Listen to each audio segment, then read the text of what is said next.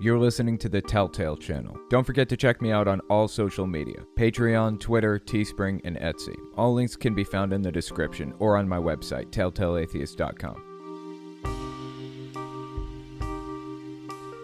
You guys remember Robert Jeffress, right? Super homophobic, extreme right-wing pastor who mixed politics into his sermons so much that he actually got in legal trouble for it. That's genuinely hard to do. You can't endorse a political candidate from the pulpit, and he endorsed Mike Pence for a 2024 run. You know, after Trump finishes his second term. Glad that didn't happen. The worst consequence he can face from it is losing his tax-exempt status anyways, and last I checked, it didn't even get that far. Anyways, he's back in the news for an odd clip he put out. He went on Jim Bakker's show the other day and had this to say. We're also going to work in heaven. Now, that may even sound more like hell to some people, working in heaven. But remember, God created us to be workers. Work was a gift from God before the fall of Adam and Eve. God meant for us to find fulfillment in our work. He's a worker. He created us to be workers.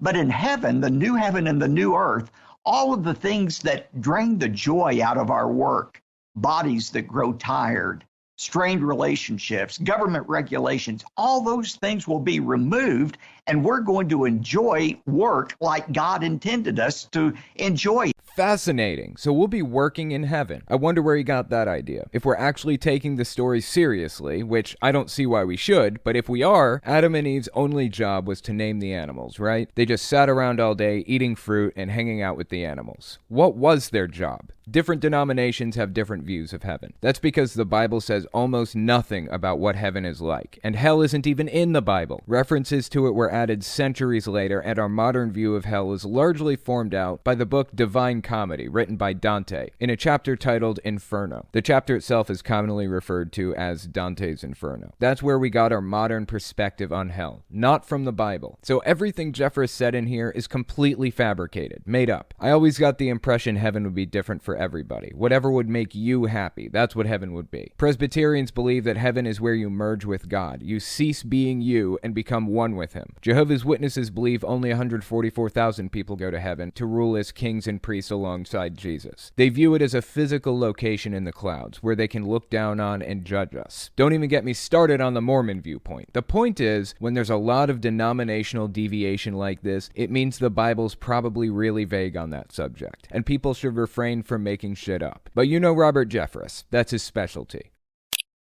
Robin Bullock has a really interesting explanation for why he was wrong about Trump being president again. We had Kat Kerr and Johnny Enlow and a bunch of other self-proclaimed prophets telling us that Trump won and God was going to reinstate him as president on March 4th. So I wondered, how are they going to explain this one? Well, we're looking at Johnny Enlow's response to his claims about March 4th in a minute, but this is Robin Bullock's. Listen to this. What you need to do now, the stage is set. Everything is set. But you're going to have to pray for the rightful president, whether he wants to walk back into this or not. You must pray that he wants to do it, because God won't make him do anything. Is it his will? Yes. Is he the president? Yes. That's why he could just walk right back in. And God will supernaturally move things out of the way. But you need to pray for encouragement. So it sounds to me like he's saying that God will supernaturally move things out of the way. He'll move Biden right out of the White House as soon as Trump is ready to take the role back. So Trump is the only hang-up here. All he has to do is walk into the White House and take it over, and that's it. But the reason Robin Bullock was wrong about March 4th is because Trump chose not to do it, and God doesn't force anybody to do anything. Absolutely fascinating. I knew we'd see some interesting explanations, but this is a humdinger.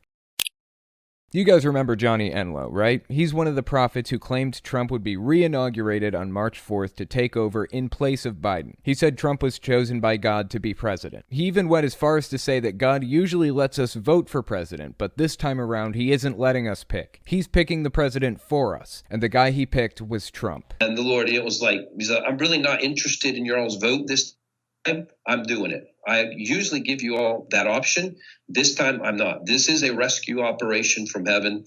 This is a moment of the ages. This will go down. This time period will go down as a before and after AD, but BC AD, depending on what terminology you use now. Well, he's got a new angle. This is his explanation for why Trump still isn't president, like he prophesied would happen on January 20th, and when that failed, March 4th. Check this out. Just need to know there is going to be no buckling, no backing off from me, because this is something he is saying. He is saying. That's why I'm emphasizing, even because sometimes we can get into talking about what's going on behind the scenes. I think a whole lot going on behind the scenes. I could have a 30-minute conversation about what I think is really going on there. I'll just say I think we have two presidents.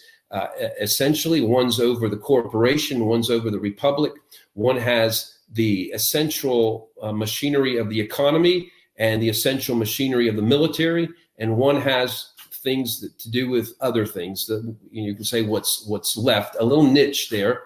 So there you go. The original claim was that the U.S. stopped being a republic and became a corporation after the Civil War. Every president after that was the president of the corporation, and God was going to install Trump as the first president of the republic in like 150 years, since the Civil War ended. So his claim is that Trump was inaugurated secretly as the president of the republic, and Biden remains president of the corporation. Trump controls some levers of power, and Biden controls others. But it's better this way, according to Enloe. It means Trump won't get any of the hate that comes with being in the public eye. It means Trump gets to be president with none of the downsides. There you go. Prophecy fulfilled. Enloe can explain to everybody that he was right all along. That's pretty convenient, right?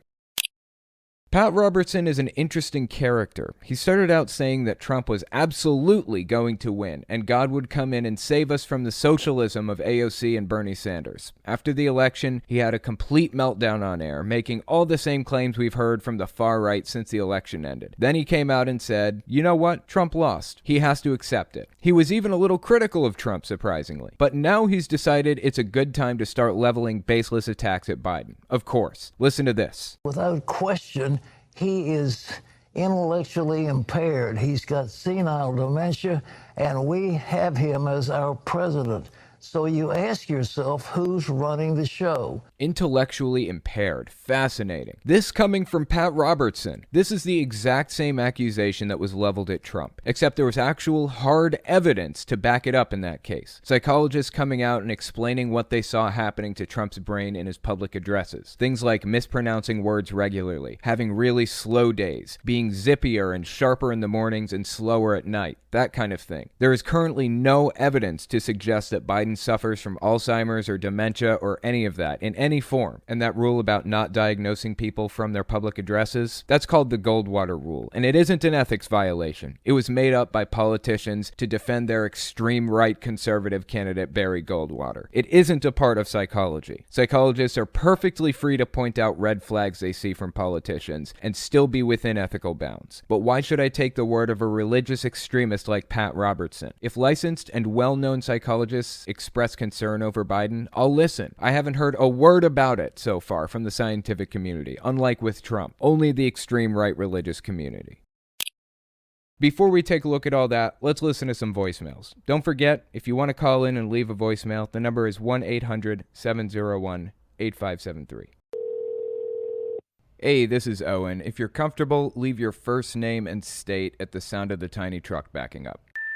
Hello. It's Tony from Oklahoma calling again, asking, have you ever at any point been so caught up in your beliefs and ideas that you just wanted to hate, distance, and detach yourself from people, but you also realize that you need to interact with everyone to function properly? What's your experience with this? And also, there's a second half to this, and I'll get to it in a second, but I do want to address that first half. I am dead set on never separating myself from people, basically shunning anybody under almost any circumstance because of my experience with shunning. So I try not to do that. If at all possible, I put my best foot forward not to separate from anybody. And if I believe in something that strongly, then I generally try to re-examine that belief to be extra sure that it's correct, because it's possible that, I don't feel like I believe in anything. I probably do. I try not to believe in anything. I try to only accept things that are facts or reject things that aren't, generally speaking. That's kind of my policy. Let's listen to the second half. Do you believe that Jehovah's Witness is a organization or corporation disguised as a religion? Thank you so much. Bye. Is it disguised as a religion? That's an interesting question. It definitely is an organization, for sure. It's like a corporation, basically. But when you think about it, all churches are really businesses disguised as religions. That's what they are, really.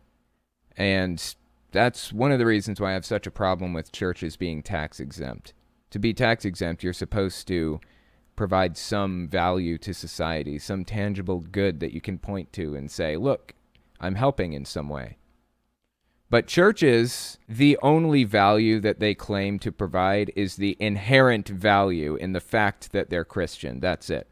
Just the fact that they are Christian and they exist and they're spreading the Bible, that's automatically assumed to be a public good. And I have a big, big problem with that, definitely. But yeah, Jehovah's Witnesses is an organization, and it is a business at its core, and they do operate like a business would. They have schemes to make profits and things like that, just like any business. I don't want to get into how they do it too much, but they basically have their population build kingdom halls and then sell off the old ones for a profit. That's pretty much one of their money-making schemes. So yeah, definitely a business. Hey, Owen, this is Jordan. I'm from South Carolina, and I just had a quick question. I'm watching your most recent video on the sports that Jehovah's Witnesses are against, and you mentioned that they're against martial arts or anything of the sort because it, quote-unquote, promotes violence. What do they say if someone were to be attacking you? Are you just not supposed to defend yourself? You're supposed to just stand there and take it? I don't know. Some food for thought. Thanks, bud. Thank you for everything you do. We really appreciate it. Very interesting question, actually. I think this is one of those things that varies from person to person, or varies from congregation to congregation, or from elder to elder, family to family. Generally speaking, the rule is if you're being attacked, you can defend yourself. You're allowed to defend yourself. But you're not allowed to practice defending yourself in case you need that practice. You're not allowed to, get involved in karate in any way or any kind of martial arts of any sort or learn self-defense tools or any of that. So you are allowed to defend yourself, or I was anyways. I was allowed to hit somebody if they hit me first, but I wasn't ever taught how, basically. I would love to go back and, learn some of that stuff now, like go to like a karate class or something. I think that'd be pretty fucking cool.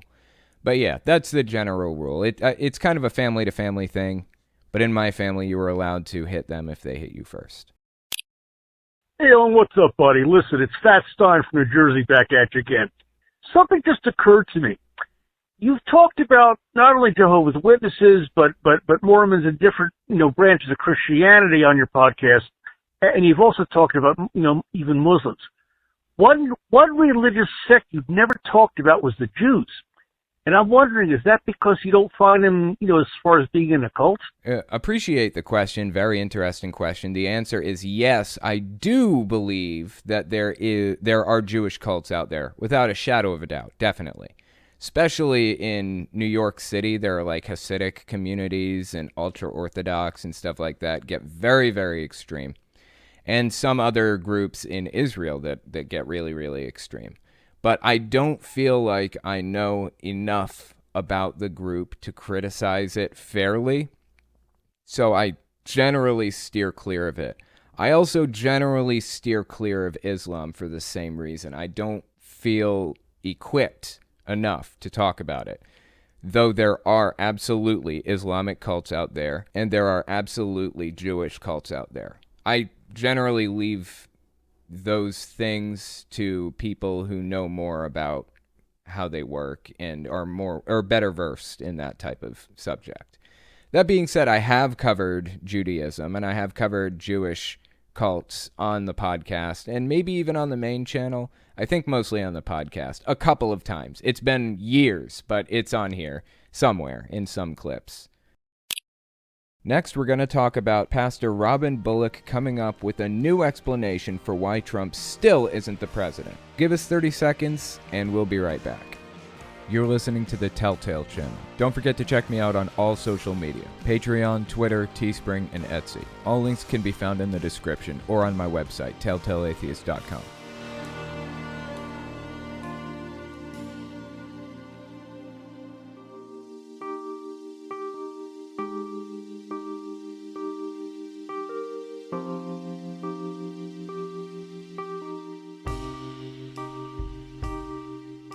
The next article I wanted to look at is titled, Robin Bullock Claims Prophets Have the Power to Call Trump Back into the White House. This is on rightwingwatch.org by Kyle Mantilla, so let's give it a read and see what it says. Right-wing pastor Robin Bullock used his church service Tuesday to urge his fellow prophets to come together and call former President Trump back to the White House, declaring that if they will do so, God will supernaturally move things out of the way to allow Trump to return. Bullock is among the various self-proclaimed prophets who guaranteed that Trump would win the 2020 election. Like many of those prophets, Bullock still refuses to accept that his prophecies were wrong, even though President Joe Biden has been in the White House for over a month. There's a clip that goes with it, so let's pull that up and see what Robin Bullock had to say. What you need to do now, the stage is set. Everything is set. But you're going to have to pray for the rightful president, whether he wants to walk back into this or not. Now that is fascinating to me. Let me tell you why I find that so fascinating. You guys remember before March 4th, I did a podcast at the time where I was talking about how March 4th was the new date, and Q people claimed that Trump was going to be inaugurated as the 18th or 19th president of the United States. I don't remember which. Obviously, Biden is the 46th president, not the 18th or the 19th. He's the 46th. The reason that they said Trump was going to be like the 19th president is because the Q people believe that when the Confederacy broke off from the Union and then rejoined at the end, they believe that the government that formed was no longer the Republic of the United States. It was no longer the U.S. government. It was a corporation. It's a huge conspiracy that involves a lot of, evil and subterfuge and blah, blah, blah. Back then, the inauguration date was March 4th. They changed it to January 20th back in like the 1930s or something. So they believed that Trump was going to be inaugurated as the real president of the U.S., the 19th president of the U.S., of the actual United States, rather than the corporation that Biden is a president of. And when that didn't happen, when he wasn't inaugurated on March 4th, I was just sitting here with bated breath, waiting to see how they'd respond to that. Here's their response. This is what Robin Bullock has come up with. This is how he's getting out of it. He wants to walk back into this or not. You must pray that he wants to do it, because God won't make him do anything. Boom. God won't make him do anything. So it's God's will that Trump is the president. That's what this guy is saying. He is the rightful president. That's what he's saying. But if he doesn't take the job, then he won't have the job. So Robin Bullock can come out on stage and say, I was correct. I was right all along. He has the job if he wants it. It's not Biden holding us up. It's Trump. Is it his will? Yes. Is he the president? Yes.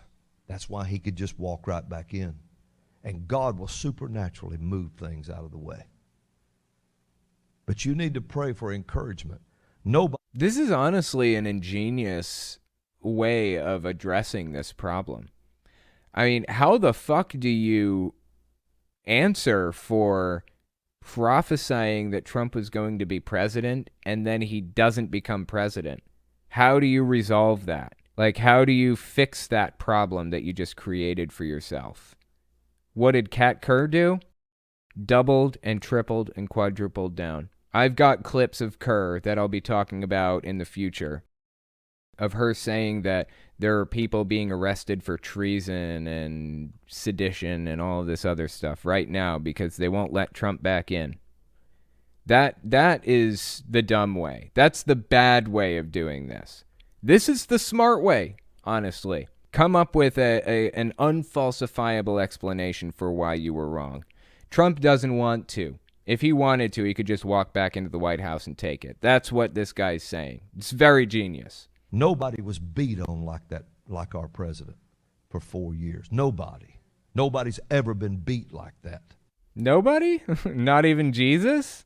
I mean, I think Jesus had it pretty bad, right? Maybe he didn't think that one through all the way. And still stand with such optimism and speak with authority.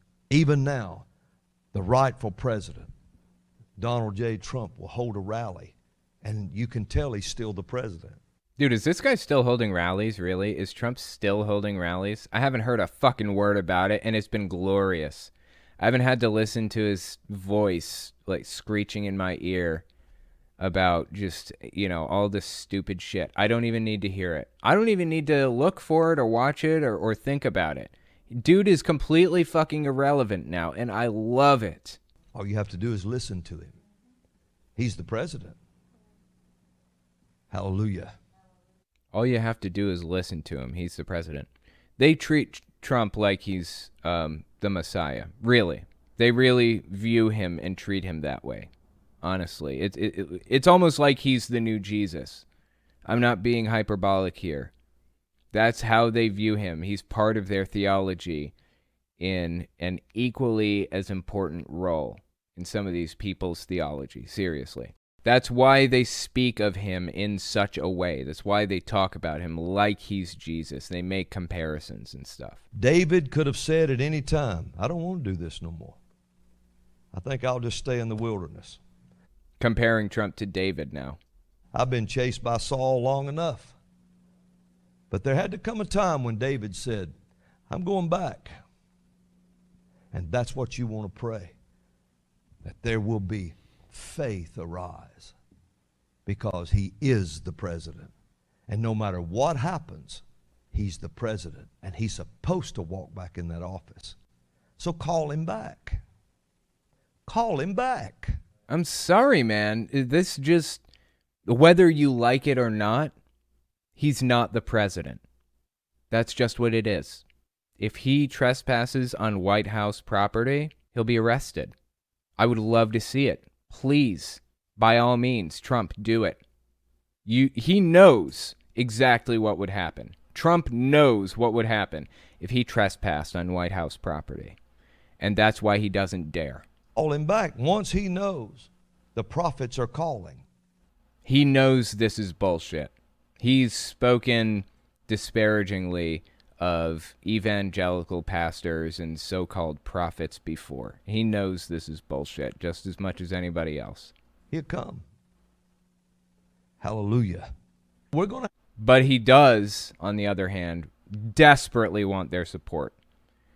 The enthusiasm that he gets from these people is really, really important and really useful for Trump to use against people. So he will play into it as much as he possibly can. But he knows if he trespassed on White House property, he'd be arrested. He knows that just as well as anybody else, and that's why he doesn't dare. We're going to have to start publicly talking about that he's the president. They're going to say, really? Why would you say that in public? Yeah, that's embarrassing, dude. Why would you say that in public? I'm awaiting your answer. Let's have it. Say that in public. Because he is! That's why I say it. Because he is. Don't mess with us, Satan. Don't mess with us corrupt political regimes. Don't mess with God's people like that, because I'm going to tell you something. If you mess with us, we'll call him back for 3 terms. Don't mess with us. Yes. You've never seen the power of God in action before. Maybe if I had, I would believe that it was real in the first fucking place. I love it. So you're going to call him back for 3 terms, huh? Well, why don't we start with the second term and see if you can get something done from there? I swear these people live in La La Land. Like, there's just, like, reality is nowhere to be found. Let's read Beth Stoneburner's take on this from the Friendly Atheist website. Sure, and I make 6 figures as a freelance writer. Saying it to yourself over and over doesn't make it true. It's obvious Bullock is just trying to appeal to his own echo chamber. His utter refusal to accept reality makes him pretty disgraceful to the rest of us. Like I said, the guy is disgraceful in what he's saying and doing and what he believes. But I really think this is an ingenious way of getting himself out of that little jam he created for himself by claiming that Trump was going to be inaugurated on January 20th. And when that didn't happen, claiming he's going to be inaugurated on March 4th. And when that didn't happen, what do you do from there? Like, you are in a fucking jam now. You're in a pickle, bro. Well, I guess his choice was to say, Trump's the holdup. Not Biden, not Satan, not anybody else. Trump has to want to. That's an ingenious way of retaining your audience and explaining it away. Although it makes you a scumbag. I'm sorry. Let's take a look at Super Chats. EJST, have you watched Murder Among the Mormons? I don't think so. Is it a TV show? I don't know that I've heard of it. Zada Hugla, as a matter of fact, Einstein was born on Pi Day. Boom! I thought so. I was pretty sure that was the case. Ray Anime Girl, Overly Sarcastic Productions did 3 fantastic and funny videos on each of Dante's Divine Comedy. I'll have to watch them. That's really interesting. Okay. Done on YouTube or Overly Sarcastic Productions? It sounds like a YouTube channel. Lawrence, it's Sunday. Nice try. It's Sunday. You almost got me with that one, but it is Sunday, in fact. Zenobi, my 2-year-old somehow knows when you stream and wakes up. Oh, that's interesting. Perfect timing then, huh? Pasty Cake, after seeing the golden statue of Trump, I'm convinced that these people are very, very close to calling Trump the second coming. Yeah, they have, some of them. Some of them already have. Some of them have not framed it as the second coming of Jesus. Some of them just have framed him as a new Messiah. But yeah, that is something that's happening right now. Zolfner, Owen, I'm moving to New York and running. Do you have your vote? Do I have your vote? You're moving to New York and you're running for office. Interesting. Probably not. I think we disagree too much politically, but I think that you're a troll and it's really hard to tell what you are joking about and what you're not. So honestly, I'm not even sure what's real. Jesse Shodel, is that how being a preacher works? You shout it loud enough and it comes true. Yes, that is in fact how it works. How it works for them, apparently. They live in a different fucking reality from us. So yeah, I guess so. Next, we're going to talk about Pastor Johnny Enlow claiming Trump is president. We just didn't see it happen. Give us 30 seconds, and we'll be right back. You're listening to the Telltale Channel. Don't forget to check me out on all social media. Patreon, Twitter, Teespring, and Etsy. All links can be found in the description or on my website, telltaleatheist.com.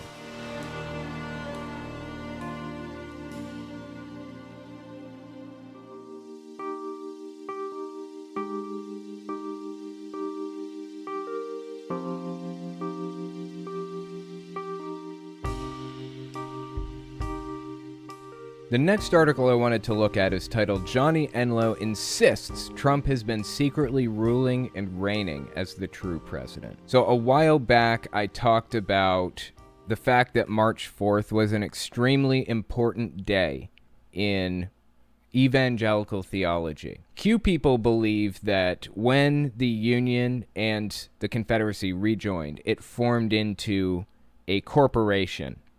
And the new president that took control of the U.S. government after the rejoining took place, they believe he was the president of a new corporation, not of the Republic of the United States of America.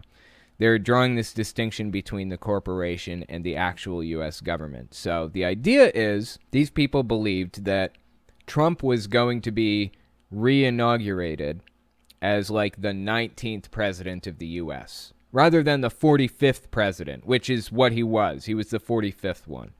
Biden is number 46. The Q people believed that he was going to be like number 19 or number 18.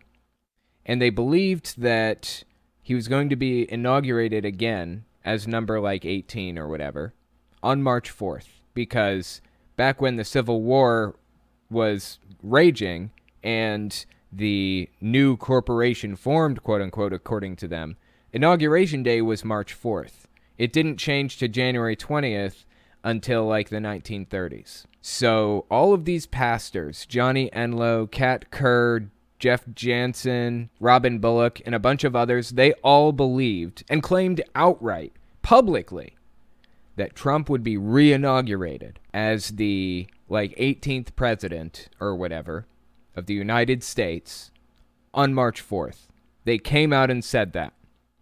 And one guy, Jeff Jansen, the snazzy pastor, what I call him, he even publicly said we would be cheering in the streets, we would be celebrating by March, April, May, June. So what was their explanation going to be? March 4th has come and gone, and here we are. These people made a claim. What are they saying about it now? Are they just keeping their mouths shut or what? Well, Johnny Enlow came out and explained. So let's give this clip a watch and see what he had to say for himself. This is why Trump didn't have a public inauguration on March 4th like he claimed was going to happen. Just need to know there is going to be no buckling, no backing off from me, because this is something he is saying. He is saying. That's why I'm emphasizing, even because sometimes we can get into talking about what's going on behind the scenes. I think a whole lot going on behind the scenes. I could have a 30-minute conversation about what I think is really going on there. I'll just say I think we have two presidents. Essentially, one's over the corporation, one's over the republic. Fascinating. So he's saying Trump was inaugurated secretly. Nobody knew that it was happening. No evidence for that claim. No evidence of even a corporation. Like, this is just a complete conspiracy theory that people made up.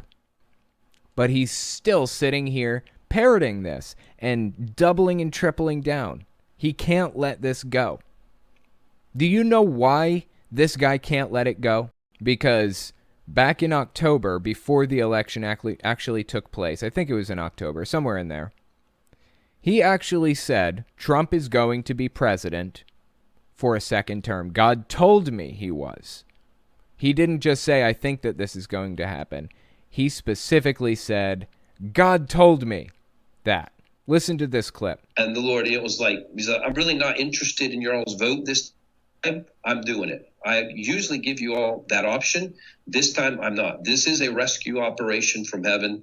This is a moment of the ages. This will go down. This time period will go down as a before and after AD, but BC AD, depending on what terminology you use now. How do you come back from saying something so very, very specific? He said that God told him specifically that Trump was going to be reelected because it's out of our hands. Doesn't matter how we vote. God's putting him in. He's ignoring our votes.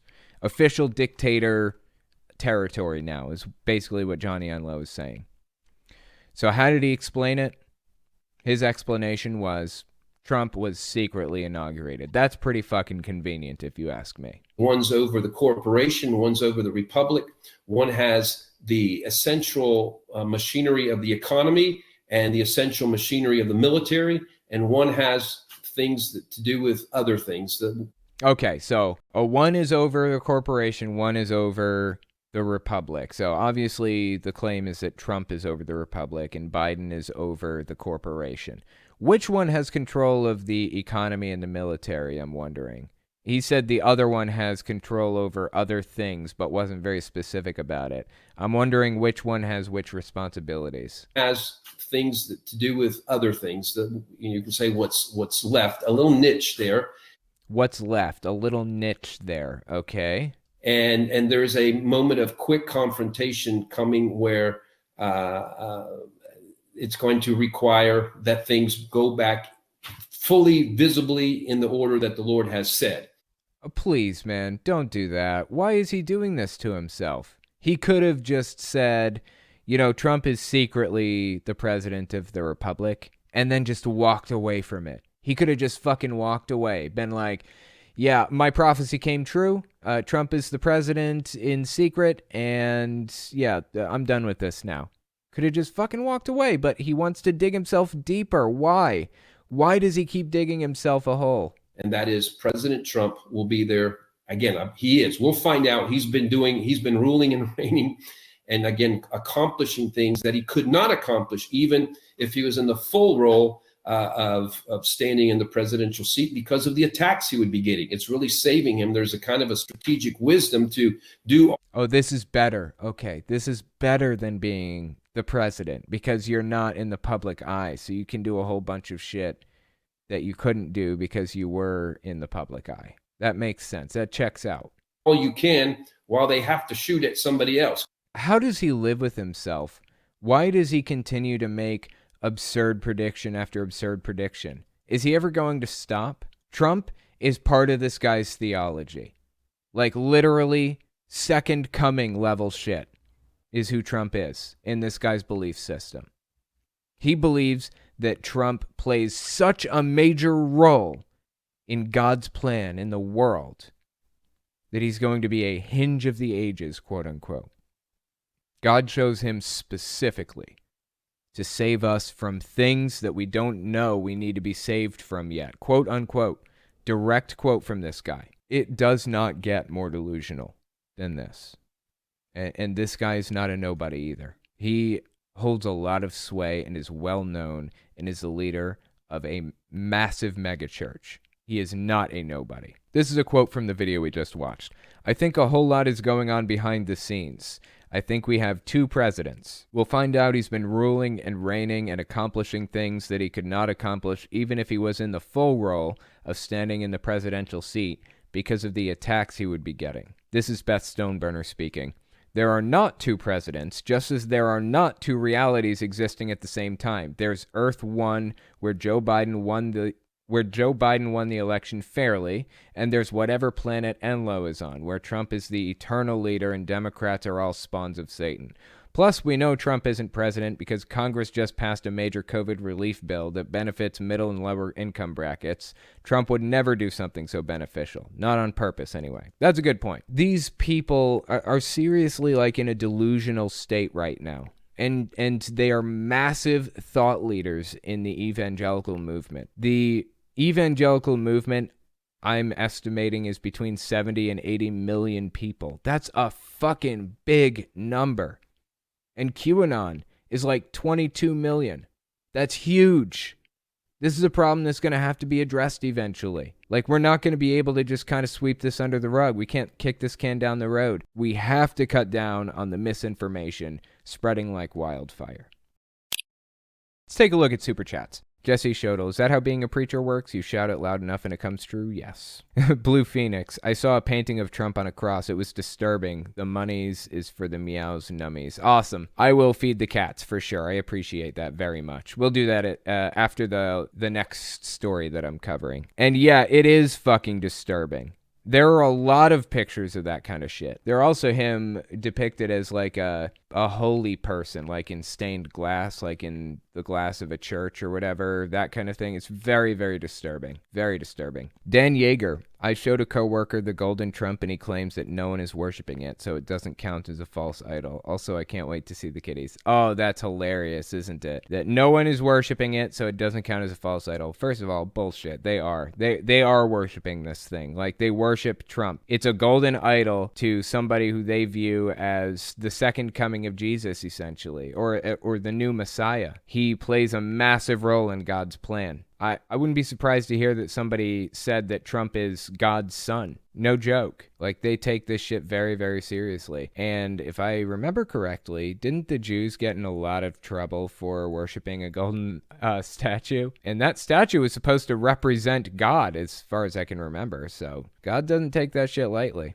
Cal E, it's the dictatorship kink again. It is. It's fucking weird, man. I don't know why they're so obsessed with having like a dictator. Alma Tadero, I have the answer of why he's like that. Money. It all routes back to money with these evangelicals, usually. It's just fucking weird. 7D chess. Flurbin Turban. Yeah, I guess that could be it too. 7D chess. You need a shirt with my cats on it. That's a good idea. You're right. I should make a shirt like that. You're absolutely right. Thank you for that idea. Next, we're going to talk about Pat Robertson sounding like a fool, then sounding reasonable, and now sounding like a fool again. Give us 30 seconds, and we'll be right back.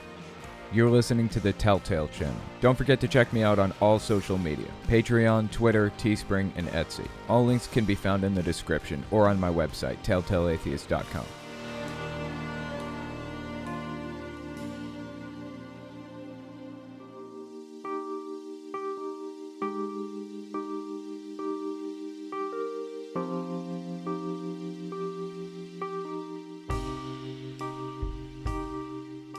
So the next story I wanted to talk about is about Pat Robertson. Now, I haven't talked about Pat Robertson in a while, but I'm sure you guys remember this beautiful face right here, right? When the election was happening around that time, I was watching him. I wanted to see what his response was going to be. It started out with him saying he believed Trump was going to win.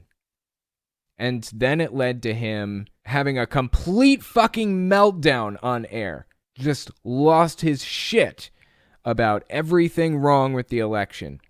Didn't say a word about it for a while. Then he comes back and he starts kind of criticizing Trump, and he said we need to accept Biden as a president. Honorable position. Well, he's got something new to tell us. So let's go all the way back and see what his responses were.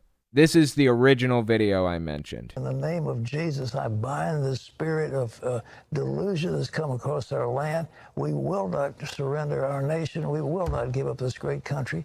And Satan, you cannot have it in the name of Jesus. And I began to pray, and I believe God has heard. This is leading up to the election. This is basically his attempt at convincing people that they need to vote for Trump rather than Biden, because Trump is a Republican. And evangelical Christians always vote Republican. It's their strongest voting bloc. I'm asking everybody in this audience to pray. It isn't over yet. And I do not think, again, he wants to turn this nation over to socialism. And Bernie Sanders and AOC and those people are pure socialists. And they want to take over control of everything. They want to run all the business. They want to run all the industry. I'm sorry, what do you think socialism is, Pat? Do you know what socialism is? I'm wondering. I don't think Pat Robertson knows what it is, honestly. All right, let me give you guys a thought experiment here, okay? So I run a nonprofit, still in the works, still trying to get tax-exempt status, but it is structured as a business so far. But in this business, the way that it's structured, the way that nonprofits are structured, there is a board that votes people in to positions. You vote for the president and the vice president and the managers and everything else. And the president and the vice president, they all make decisions for the company. Now, if you don't like how that goes, if you don't like the president or what he's doing or whatever, you can vote him out. In some nonprofits, they're structured in such a way that the employees of the company can vote people into those positions. Not just a board, but the actual employees can vote for upper management and middle management. They have a say in that, right? It's an interesting way of structuring a company where all of the employees get a vote and they install the president and all of the board members and everything else. I actually kind of like how that's set up, but it has its upsides and it has its downsides. That's socialism. That's what socialism is. There are no more private companies like that. There are only companies structured like we have nonprofits, like I just described in the U.S. All companies are structured where the employees vote in presidents and vice presidents and middle managers and things. That's what socialism actually is. The employees have a say. It's democratizing the workforce. Instead of having a dictatorship, basically, in private companies where one person at the top owns everything and he has the say in absolutely everything, it's structured like a democracy. Now, like I said, I'm not sure exactly how I feel about it. It has its upsides. It has its downsides. It's not all that different from what we have now. Not that different, really. But Pat Robertson and all of these other extreme pastors need to demonize socialism. Desperately need it. AOC and Bernie Sanders are not socialists. They are capitalists that believe in expanding social programs. There's a distinct difference. I also am a capitalist who believes in expanding social programs at this moment. So I call myself a social democrat. That's what that is. I believe in Social Security. I believe expanding Social Security is a good thing. I would really love to see that. You say things like that, and they call you a socialist without understanding what the fucking word means. So I get really sick of hearing Pat rail on socialists when he has no fucking clue what socialism is in the first place. Just cut through the propaganda, man. Industry, they want to redo all the energy we've got. They want to take away your cars. They want to stop people flying airplanes. Who wants those things? I've never heard anybody endorse any of that shit. They want to take your cars away. They want to prevent people from flying on airplanes. Are you saying They don't want people flying on airplanes because you got in trouble for having a private jet. Is that the problem? Cry me a fucking river, man. I mean, it is crazy what they have. We cannot allow that, so let's pray. And what am I hearing? I still think Trump's going to ultimately win. Obviously, down the line, we found out he did not win. But guess what? None of that happened. We didn't take anybody's cars. Biden didn't take anyone's cars. Socialism didn't take over America. Communism didn't come to America. None of that shit. You know what happened? Way more people are vaccinated today than were 3 months ago. So there's that. Life is starting to get to a point where we may be able to return to normal in the foreseeable future. We see the end of the tunnel. Things are improving. Things are getting better. That's what happened. This is not a socialist hellscape that you claimed it would be if Trump lost. The next clip I wanted to watch is of Pat Robertson basically saying that Biden won, finally admitting that Biden won. This is after his meltdown on stage, after Trump lost. So he's admitting that Biden won in this next one, and he's explaining why Trump may not have been the best candidate. It's all over. I think the Electoral College has spoken. I think the Biden corruption has not totally been brought to fruition. But I have no fucking idea what that means, but I'm not going to take the bait. Let's just keep listening. It doesn't seem to be affecting the Electoral College, and I don't think the Supreme Court is going to move in to do anything. Now that was a fascinating line right there. Biden's corruption. He's basically saying Biden's corruption hasn't been completely investigated because there is no fucking corruption regarding the election. But he said despite that fact, it wouldn't affect the Electoral College anyways. That was a pretty big deal for somebody who is a thought leader in the evangelical movement. It's a big deal for somebody like that to say. And I think we're going to see a President Biden, and I also think we'll be seeing a President Kamala Harris not too long after the inauguration of President Biden. Why? Why does this guy believe that Kamala Harris is going to be the president shortly after Biden becomes president? Is this ageist bullshit that we keep hearing where everybody's like, oh, Biden's too fucking old, he's too old? Give me a break. He's not that much older than Trump. Trump is in his late 70s. Biden is in his late 70s. They're rich. And rich people tend to live significantly longer than us.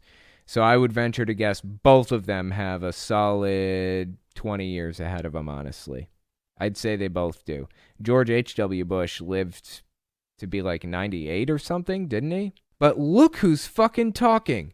Pat Robertson. A dinosaur from the Cretaceous period is telling us that Biden is too old and Kamala Harris is going to come in and take over for him. Give me a break, man. He should know better. With all his talent and the ability to raise money and draw large crowds. Now, this is where he kind of tears Trump apart a little bit here. The president still lives in an alternate reality. He really does. People say, well, he lies about this, that, and the other. But no, he isn't lying. To him, that's the truth. He had the biggest crowd on Inauguration Day. He had more people than ever. He was the most popular people. He saved NBC. But with The Apprentice, you go down the line of things that really aren't true. And, people kept pointing to them. But because they loved him so much and he was so strong for the evangelicals were with him all the way. But there was something about him that was good, that God placed him in that office for the time. He's done a marvelous job for the... Or, bear with me, maybe God had nothing to fucking do with it. Maybe God doesn't give a shit what happens in our weird little political world on this tiny little planet, in this tiny little solar system, on this tiny little fucking continent, in this tiny little country. Maybe God doesn't give a shit about any of it. Do you ever consider that, Pat? But at the same time, he is very erratic, and he's fired people, and he's fought people, and he's insulted people, and it keeps going down the line. So it's a mixed bag. No, there's nothing mixed about it. Trump was just a fucking terrible person, honestly. There's nothing... What redeeming quality did Trump have? I don't know. Everybody has some redeeming quality. I don't know what Trump's was. I'm sitting here trying to think of one. I'm coming up fucking empty-handed. And I think it would be well to say, you've had your day and it's time to move on. So that was a big deal. That was a big fucking deal. Pat Robertson basically coming out and saying that Trump should move on. He's had his day. That's it. That brings us to today. Pat Robertson released a brand new video and he is miffed. Let's listen. Without question, he is intellectually impaired. He's got senile dementia. Talking about Biden. And we have him as our president. Now, I just want to point something out before we go any further. That's not even the point of this clip, but I want to address it. And there have been no mainstream psychologists with credentials who have come out and pointed out questionable behavior from Biden. Questionable cognitive behaviors that may be red flags toward, like, cognitive decline or dementia or Alzheimer's or anything like that. Nobody. I haven't seen a word about it.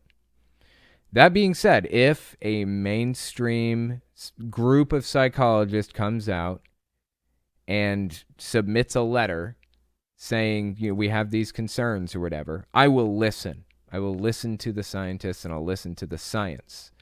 Either way, I trust that Biden has enough people around him that they would be able to step in and help out if something like that did occur. That being said, this exact same accusation was leveled at Trump, and I accepted that criticism at the time of Trump. The reason I accepted it of Trump, but I'm not accepting it of Biden, is because mainstream psychology groups and psychologists actually did come out and point out concerning things about Trump's behavior that pointed to possible cognitive decline.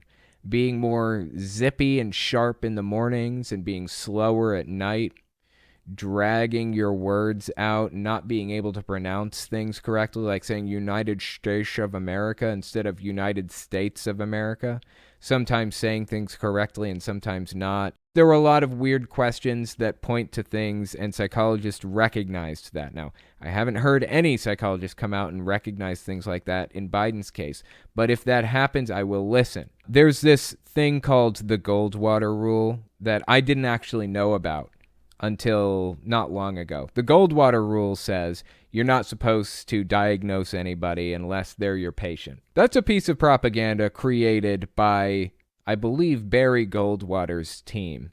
Barry Goldwater was a politician back in like the 60s, 70s, 80s, 90s.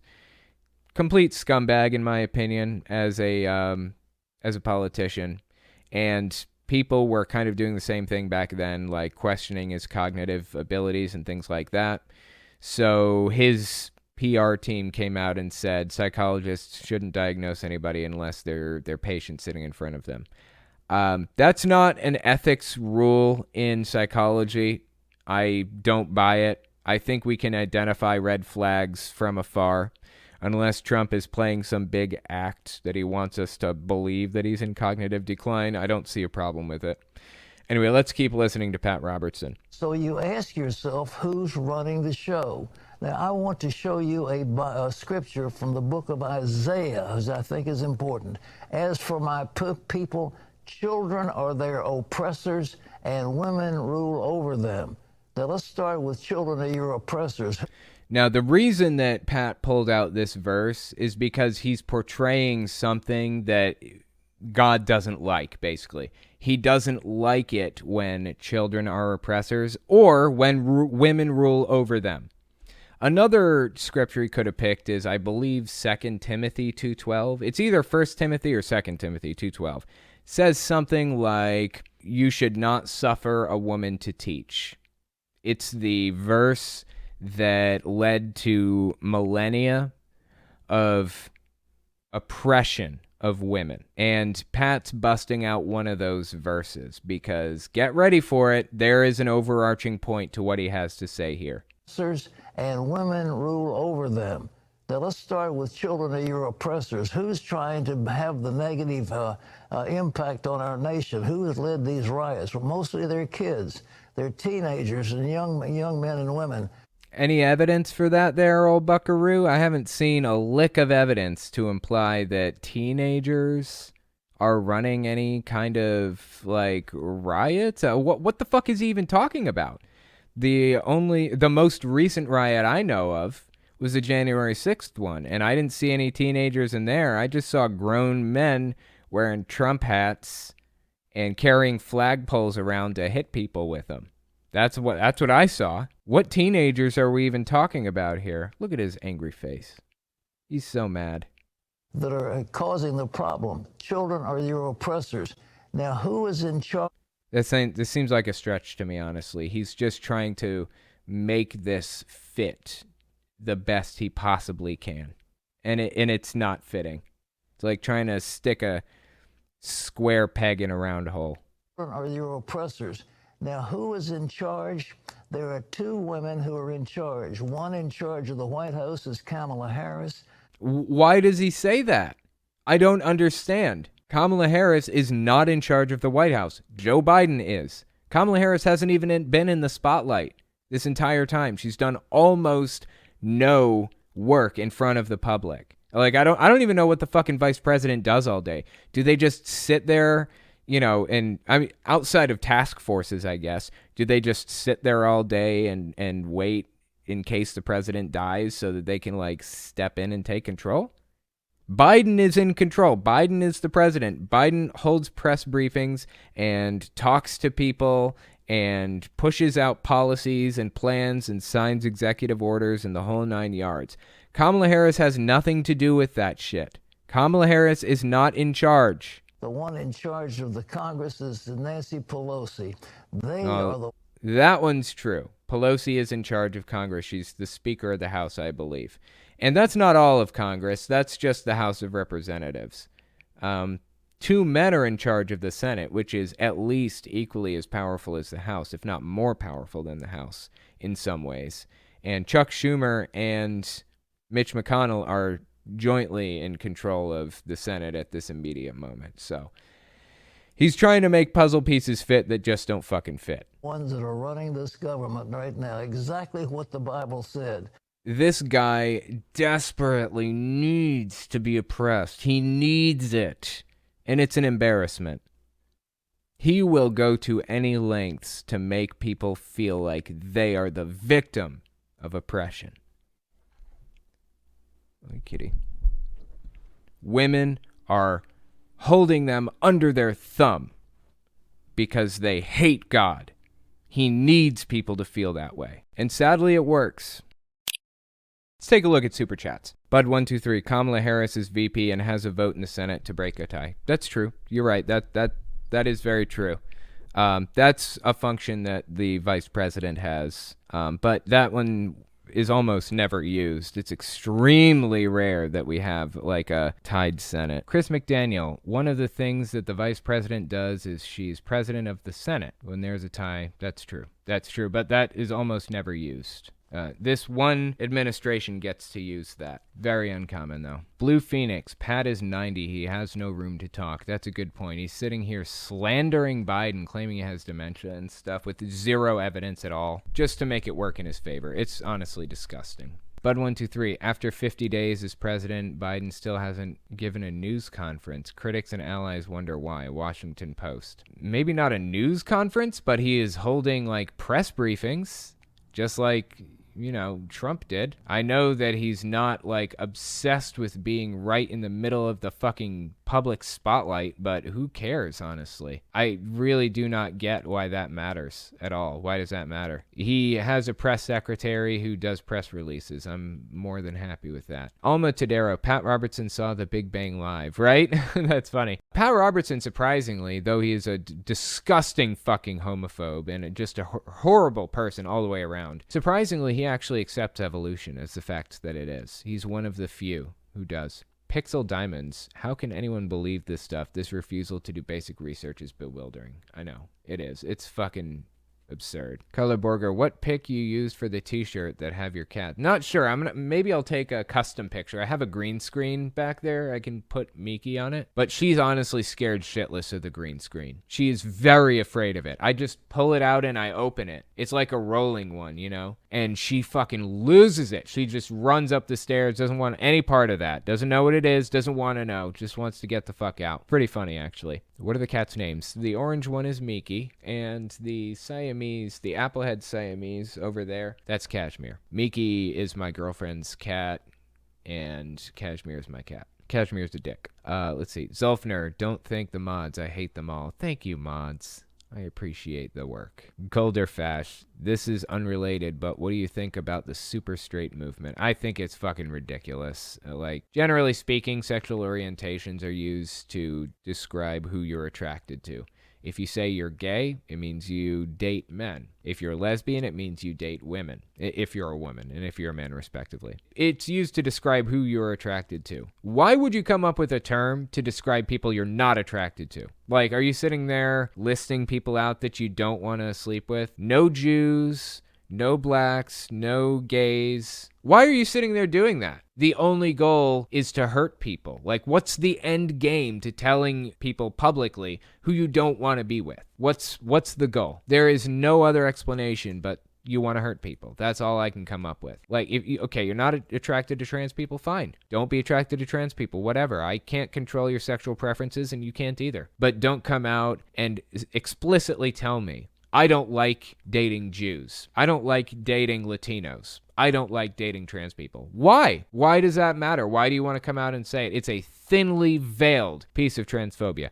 Not the fact that you don't like dating a certain type of person. The fact that you come out and say that you explicitly will not date somebody like that. I won't date a Jew, quote unquote. Saying something like that is just starting drama. And that's what the super straight thing is. It's just starting drama and hurting people. No other end game in it. How do you feel about the migrant problem? We're not keeping up. Biden administration scrambles to house children crossing the U.S.-Mexico border alone. The migrant problem is something that we have to grapple with one way or another. But once they get here, I think the important part is how we treat them when we get here. Are we putting them in internment camps or concentration camps like China is doing to the Uyghurs? Re-education camps? Are we doing that? Because that's fucking wrong. We should be treating them like the human beings that they are, as far as I'm concerned. I'm not saying the U.S. is doing that or ever did that. I'm not saying that. I'm just saying there is a line and we need to find it and we need to show them human decency and respect and treat them like the humans that they are. So the migrant problem exists, whether we like it or not. We need to treat them like humans when they get here. That's my take on it. Michael Chang, I think they're just looking for an alternative term for incel. If you say you're gay, it says you don't like women. No, it doesn't. No,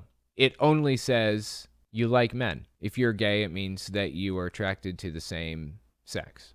The same gender. Doesn't say anything about your feelings on women. I've talked to gay guys who are absolutely repulsed by women, and some gay guys who can take it or leave it. They don't have a strong opinion. It doesn't say anything about how you feel about women. It says how you feel about men. Thank you guys for coming and giving this a listen, and I will talk to you next week.